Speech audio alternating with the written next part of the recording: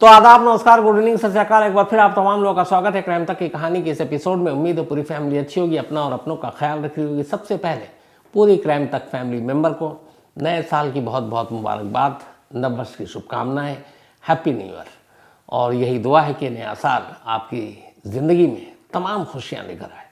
जो आपकी अधूरी ख्वाहिशें पिछले साल पूरी नहीं हो पाई, ये साल वो पूरी करे। आप लोग अच्छे रहें, खुश रहें, खुशहाल रहें और हम लोगों के कहानी का ये सिलसिला यूं ही चलता रहे। आज की पहले कहानी सुनाता हूँ, इस कहानी के बाद एक जानकारी भी दे दूंगा लास्ट में। तो पहले कहानी, क्योंकि साल का पहला दिन है, पहली जनवरी है, 1 जनवरी 2024। अब आदत डालनी पड़ेगी 2023 की बजाय 2024 कहने की। दिल्ली में ठंड बहुत है और कल एक दो दिन से मुझे लगा, मेरी वाइफ ने कहा कि और हीरो बनकर घर में घूमोगे तो ठंड तो लगेगी।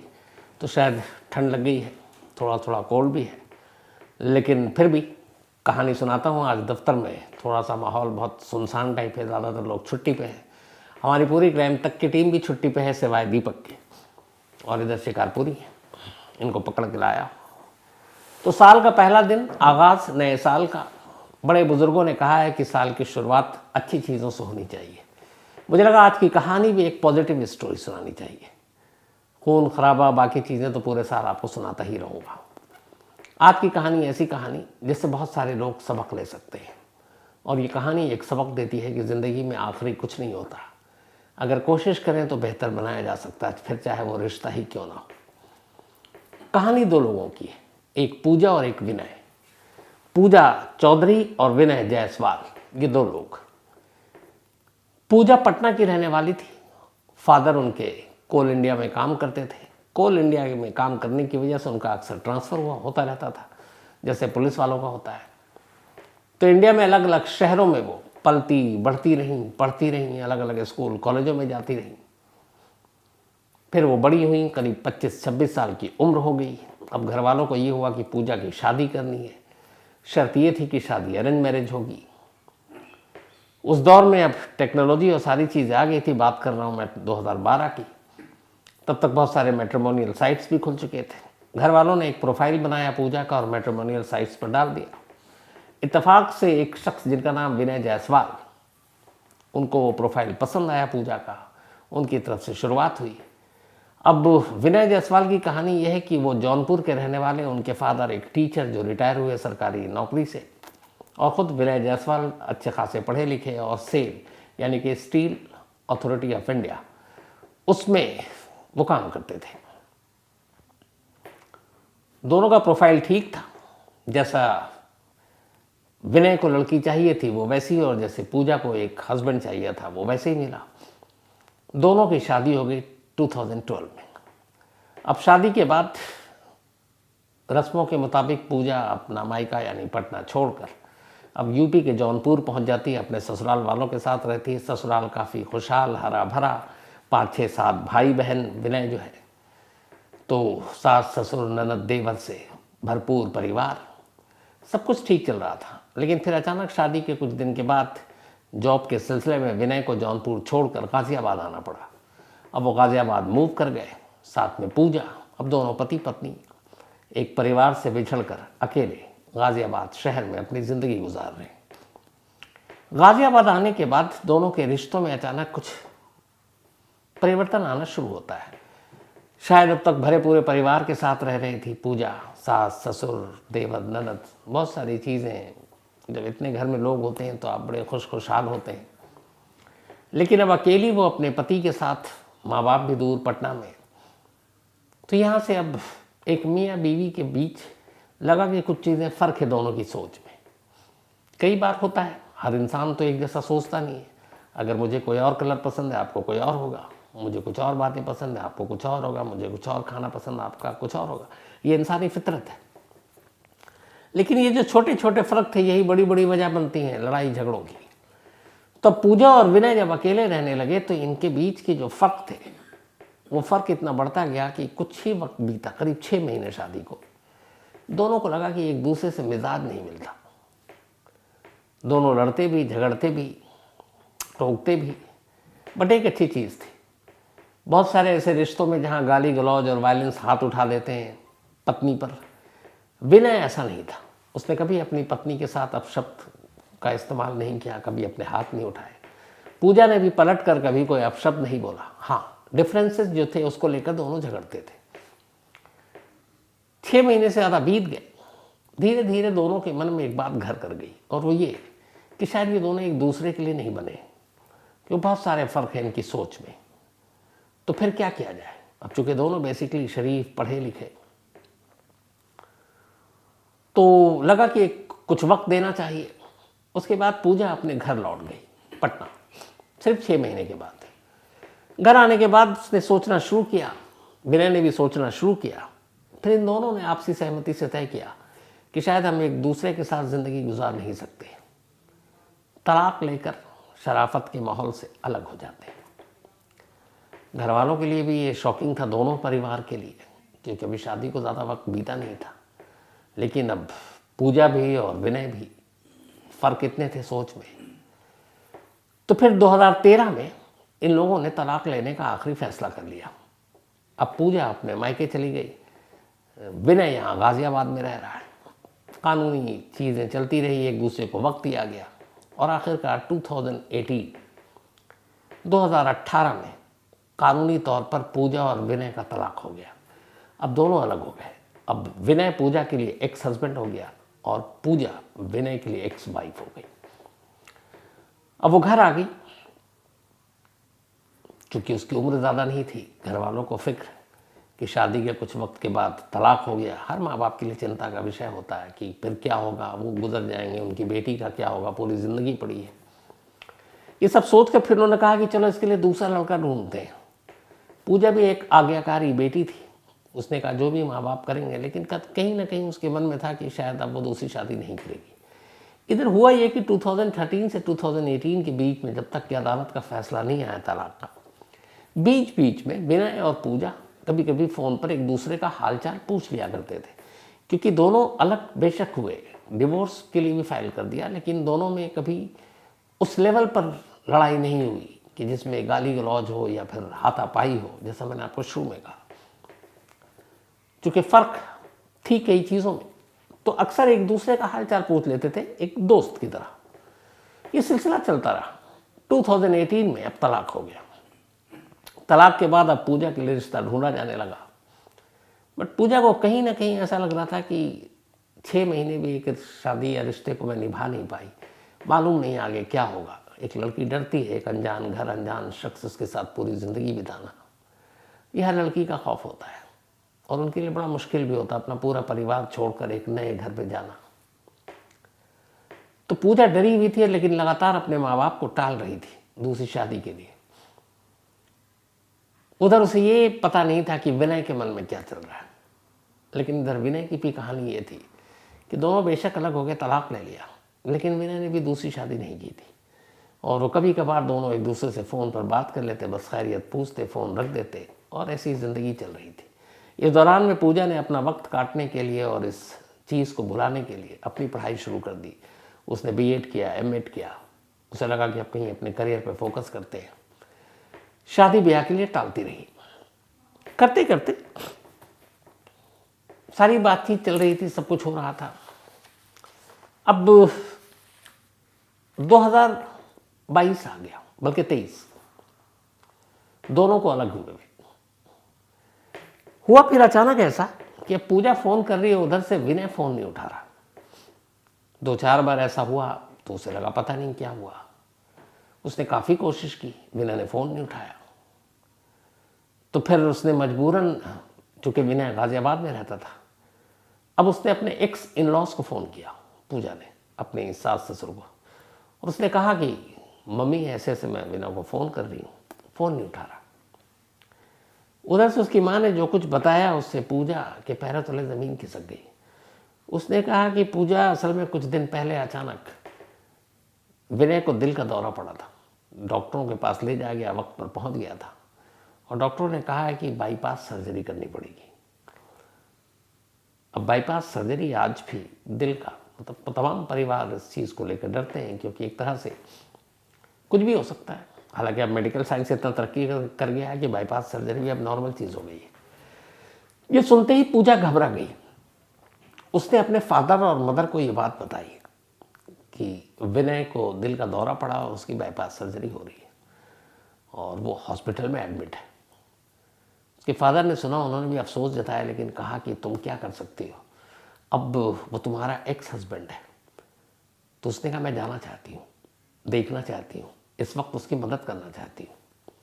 माँ बाप ने कहा यह बड़ा अजीब लगेगा, पता नहीं उसकी फैमिली वाले भी क्या सोचेंगे, क्योंकि तुम दोनों का तलाक हो चुका है। हमें ये भी पता नहीं कि अब विनय की ज़िंदगी में कोई और आ गई है, किसी और से प्यार कर रहा है, किसी और से शादी कर सकता है या करना चाहता है, और ऐसे में तुम्हारा जाना ठीक नहीं है। अगर तुम जिद कर रही हो, तुम्हारे फिर भी चूँकि एक पति रहा है, तो एक काम करते हैं, हम लोग भी तुम्हारे साथ चलेंगे। लेकिन पूजा ने कहा नहीं, मैं अकेले जाना चाहती हूँ। माँ बाप ने बहुत समझाया, आखिर में उन्होंने कहा, पूजा पढ़ी लिखी समझदार लड़की थी, माँ बाप को भी उस पर भरोसा था, उन्होंने कहा ठीक है तुम जाओ। पूजा पहुंचती है हॉस्पिटल, वहाँ जाती है, अभी बाईपास सर्जरी शुरू नहीं हुई। पहली बार उसने दरवाजे के ऊपर जो शीशा लगा होता है उससे विनय को आईसीयू के बेड पर लेटा हुआ देखा। उसे अजीब सा लगा। इसके बाद विनय को भी उसके घर वालों ने बताया, क्योंकि पूरे घर वाले परेशान थे, पता नहीं क्या हो।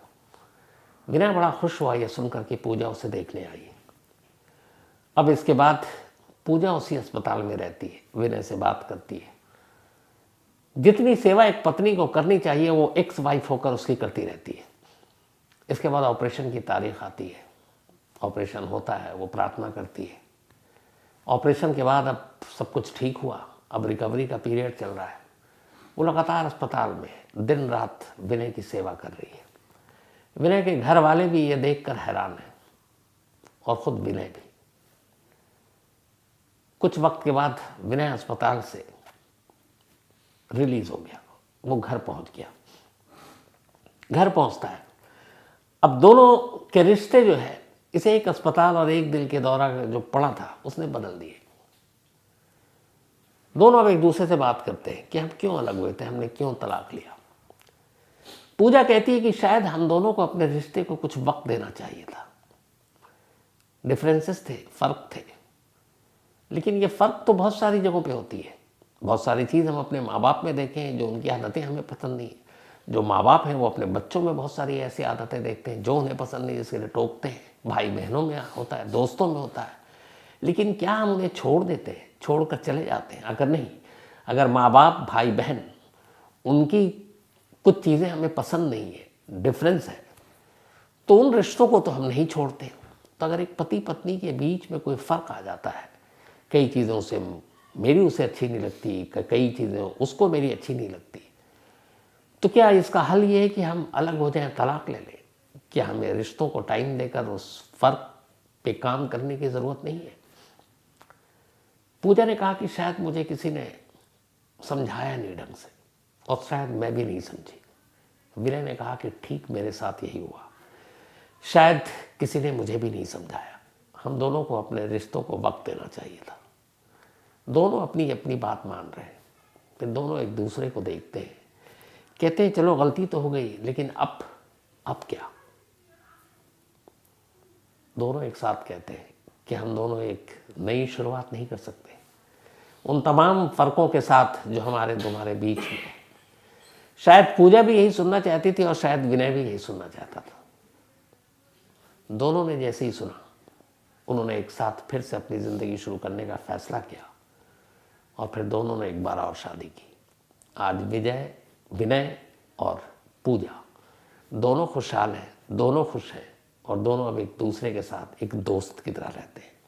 जो फ़र्क है वो दोनों एक दूसरे को टोकते हैं, लेकिन हंसी के अंदाज में, और दोनों अपनी अपनी कमियों को सुधारते हैं उसी हंसी के अंदाज में।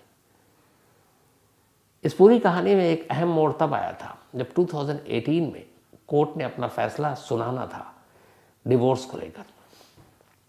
तब पूजा ने यह बात, इस राज को खोला कि जब वो कोर्ट पहुंची तो पता नहीं क्यों लग रहा था कि ये पल ठहर जाए, ये तलाक वाला मामला रुक जाए, जज छुट्टी पे चला जाए, साइन हो ही नहीं और ये तलाक ना हो। फिर उसने कहा कि ऐसा हुआ नहीं। फिर उसे लगा कि कम से कम मैं पहले साइन नहीं करूंगी, मुझे विनय का पता नहीं, लेकिन मैं पहले साइन नहीं करूंगी। लेकिन चूंकि इससे पहले सब कुछ हो चुका था तो दस्तखत हो चुके थे, कागज़ पर दोनों का तलाक हो गया था, लेकिन मन से दोनों का तलाक नहीं हुआ था। और यही वजह है कि एक दिल का दौरा, एक ऑपरेशन, और पूजा और विनय अब एक साथ है, एक दोस्त की तरह, एक पति पत्नी, खुशहाल, और दोनों की ज़िंदगी बहुत खूबसूरत चल रही है। और ऊपर वाले से यही दुआ है कि इन दोनों की ज़िंदगी इसी तरह से आगे भी खूबसूरत चले। ये कहानी हमें सिखाती है कि अगर हम अपने रिश्तों को वक्त दें, उन्हें समझें, जो कमियां हैं उन्हें सुधारने की कोशिश करें, तो हर रिश्ता खूबसूरत हो सकता है। तो ये थी 2024 यानी नए साल के पहले दिन की कहानी, और मुझे यही लगा कि पहले दिन कुछ ऐसी ही कहानी सुनानी चाहिए। तो कैसी लगी ये आप ज़रूर बताइएगा। अब बर्थडे के विशेष का सिलसिला शुरू करूं। आज चूँकि लंबा है, मुझे लगता है कि देश की जो आबादी बढ़ने की सबसे बड़ी वजह है, मुझे लगता है वो 1 जनवरी ही है, साल का पहला दिन। क्योंकि जब से मैंने कहानी सुनाई, इतने सारे लोगों के एक दिन एक तारीख पर इतने बर्थडे के विशेष मेरे पास नहीं आए जो आज है। आप भी गौर फरमाइएगा, लेकिन इसको सुनाऊं उससे पहले एक ज़रूरी, जो मैंने शुरू में कहा था, माफ़ी के साथ और आप लोगों की इजाज़त के साथ, बेटी की ज़िद है कि आपने छुट्टी नहीं ली तो कम से कम एक आध हफ्ता आप मेरे साथ रहेंगे, और इसी शर्त पर वो छुट्टी पे घर आई है। तो कल 2 जनवरी, परसों 3 जनवरी को मेरा बर्थडे भी है। तो कहीं दूर कोने में वो ले जाना चाहती है, तो माँ बेटी दोनों ने कुछ प्लान कर रखा है। तो कल से संडे तक मैं छुट्टी पर हूँ। अगले मंडे यानी कि 8 जनवरी को वापस आऊँगा। तो 2 जनवरी से लेकर सैटरडे तक कहानी नहीं होगी, और इसके लिए आपसे माफ़ी चाहता हूँ। और मुझे भी लगता है थोड़ा सा ब्रेक की ज़रूरत भी है, क्योंकि नॉन स्टॉप सुना रहा हूँ, थोड़ा खुद को भी कुछ सोचने का मौका मिलेगा। और इसीलिए तो आज नए साल की ये पहली कहानी। इसके बाद अब आपसे मुलाकात होगी अगले हफ्ते मंडे को, बिल्कुल नई कहानी के साथ और नए जोश के साथ, और छुट्टियां बिता कर आऊँगा उसके बाद। तो उम्मीद है कि आप लोग बुरा भी नहीं मानेंगे, क्योंकि इतना तो बनता है कि कम से कम 2-3 साल हो गए, 1 हफ्ते की छुट्टी तो बनती है। तो ये मुझे बताना था। बर्थडे विशेष शुरू कर देता हूँ। शोभा देवी, इनका जन्मदिन है। Happy birthday Shobha ji. और ये भेजा आरती ने और गौरव ने। साथ ही जोलिता एंड जसलिता, दोनों टेंस हैं, जुड़वा हैं, और दोनों बहनें। तो जोलिता एंड जसलिता, हैप्पी बर्थडे बेटा। और ये भेजा है जोएल ने, उनकी बेटियां हैं। साथ ही शांडिया सिंह, इनका भी आज जन्मदिन है, तो हैप्पी बर्थडे शांडिया जी, और आप हमेशा अच्छी रहें, खुश रहें। और ये प्रदीप सिहाग साहब ने भेजा, उनकी वाइफ हैं। सचिन नागर, इनका भी जन्मदिन है, तो हैप्पी बर्थडे सचिन साहब। और साथ ही वैष्णवी नागर, इनका भी जन्मदिन है। और कमाल ये है कि सचिन साहब और वैष्णवी जी दोनों पति पत्नी हैं, हस्बैंड वाइफ, एक ही दिन बर्थडे, इससे बेहतर क्या होगा। इसके अलावा साजिदा अब्दुल, इनका भी आज बर्थडे है, हैप्पी बर्थडे साजिदा जी। और ये सईद चौधरी की वाइफ हैं। सरिता देवी का भी आज जन्मदिन है, तो हैप्पी बर्थडे सरिता जी। और ये तुलसी कुमार दास जी की पत्नी हैं। साथ ही कमलेश कुमार, इनका भी जन्मदिन है, हैप्पी बर्थडे कमलेश। और ये शंकर लाल प्रजापति जी ने भेजा है, उनके बेटे हैं कमलेश। श्रद्धा और खुशी, इनका भी बर्थडे है, तो हैप्पी बर्थडे श्रद्धा। और ये कल्पना एंड करण ने भेजा है, उनकी बेटियां हैं। साथ ही शादाब खान, इनका भी आज जन्मदिन है, तो हैप्पी बर्थडे शादाब। और इसके अलावा शबनम, इनका भी आज बर्थडे है, शबनम जी, हैप्पी बर्थडे आपको। और ये फिरोज़ खान की मम्मी हैं। साथ ही अमायरा, इनका भी आज बर्थडे है, तो हैप्पी बर्थडे अमायरा। और ये भेजा है नूर नाजिर अंसारी साहब ने, उनकी बिटियां हैं ये। करमवीर सिंह, इनका जन्मदिन कल है, तो एडवांस में हैप्पी बर्थडे करमवीर सिंह जी की, कल से छुट्टी पे हूँ। और ये मोनिका सिंह, उनके हस्बैंड हैं, और उनकी बेटिया त्रिशा की तरफ से है ये। साथ ही ग्रीवा, इनका भी आज जन्मदिन है, तो हैप्पी बर्थडे ग्रीवा। और ये भेजा है तुषार पटेल ने, उनकी बेटियां हैं। साथ ही खुशी पांडे, इनका भी जन्मदिन है, तो हैप्पी बर्थडे खुशी जी। और ये भेजा राजेश पांडे जी ने। इसके अलावा राहुल राज चौधरी का भी जन्मदिन है, तो बल्कि राहुल राज चौहान, तो हैप्पी बर्थडे राहुल साहब। और ये भेजा पवन कुमार ने। इसके अलावा मनिंदर कुमार का भी बर्थडे है, तो हैप्पी बर्थडे मनिंदर। और भेजा है पूरन बाजिया ने। साथ ही अवधेश मिश्रा जी, इनका 31 को था, तो बिलेटेड हैप्पी बर्थडे अवधेश साहब। विकास सूर्यवंशी, इनका भी जन्मदिन है, हैप्पी बर्थडे विकास साहब। और ये उज्जैन से हैं। चिन्मय दास, इनका भी जन्मदिन है, तो हैप्पी बर्थडे चिन्मय साहब, और ये भेजा अक्षय ने है। इसके अलावा संगीता जी, इनका भी जन्मदिन है, तो हैप्पी बर्थडे संगीता जी, और ये भेजा इंद्रपाल ने है। साथ ही गायत्री शर्मा, इनका भी बर्थडे है, तो हैप्पी बर्थडे गायत्री जी, और ये भेजा है भेजा किसने है, ये गायत्री शर्मा जी का बर्थडे है, और भेजा है शंभूलाल शर्मा जी ने। साथ ही पवन पटेल, इनका भी जन्मदिन है, तो हैप्पी बर्थडे पवन साहब, भेजा अरविंद ने है। सौरभ पाठक, इनका भी बर्थडे है, तो हैप्पी बर्थडे सौरभ। सचिन मकवाना का भी जन्मदिन है, तो हैप्पी बर्थडे सचिन साहब, भेजा है भावेश ने। इसके अलावा अनुराग सेन, इनका भी जन्मदिन है। साथ ही समीर झा, इनका भी जन्मदिन है, आप दोनों को भी बधाई। हर्ष, इनका भी बर्थडे, हैप्पी बर्थडे हर्ष, और भेजा है ऋषि दुबे ने, उनके बेटे हैं। साथ ही ये राज शाह, उनके बेटे सोन शाह, उनका भी आज जन्मदिन है, तो हैप्पी बर्थडे सोन। साथ ही जानवी सिंह का भी जन्मदिन है, तो हैप्पी बर्थडे जानवी, भेजा है रहीस बाबू ने। इसके अलावा अभिषेक पहाड़, इनका भी जन्मदिन है, हैप्पी बर्थडे अभिषेक, भेजा है मनीष ने। साथ ही आप तमाम लोगों के विशेष के लिए थैंक यू सो मच। कुछ लोग हैं इनमें, जैसे अनु शर्मा, भरत थोराट औरंगाबाद से, और नाराज मत होइए Bharat ji. Tenzin Dolkar, Rohit Sati, Shanu Yadav, Raju Arora, Ganesh Prasad, Preeti Narule, Priyanshu, thank you so much. SI Ravi Kumar, आपका भी शुक्रिया। Amit, thank you. राहुल द्विवेदी, इसके अलावा Sophia Mohammad, thank you so much. और अमित मेहता, आपका भी शुक्रिया। तो कहानी में आज इतना ही। एक बार फिर आप तमाम लोगों को हैप्पी न्यू ईयर, नया साल आपके लिए खुशियां भरा हो। और अब आपसे मुलाकात होगी सीधे 6-7 दिन के बाद, 8 जनवरी यानी मंडे को, तब मैं छुट्टी से लौट आऊँगा। तब तक अपना ख्याल रखिएगा, अपनों का ख्याल रखिएगा। Thank you so much.